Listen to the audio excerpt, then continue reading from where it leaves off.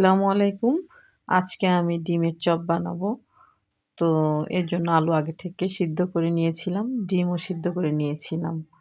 তারপর আলু গরম থাকায় আমি একটা আ মানে খুব সহজ উপায়ে যাতে আলুটা ম্যাশ করে নেওয়া যায় সেটা দিয়ে আমি আলুটা ম্যাশ করে নিলাম। তারপরে শুকনা ঝাল, পেঁয়াজ ডলে একটু লবণ দিয়ে তারপর হচ্ছে আপনার আলুর সাথে মাখিয়ে নিলাম। তারপর মনে করলাম যে একটু মানে ম্যাগি নুডলসের মসলা একটু এটাই এড করি তো মনে হয় ভালো লাগবে।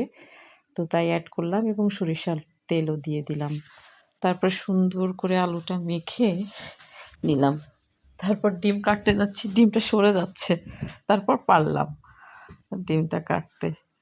তারপর আলুরটা একটু গোল করে নিয়ে প্লেটের পরে রেখে ডিমটা দিয়ে তারপরে হাত দিয়ে আস্তে আস্তে করে আপনার ডিমের শেপ তৈরি করে নিলাম।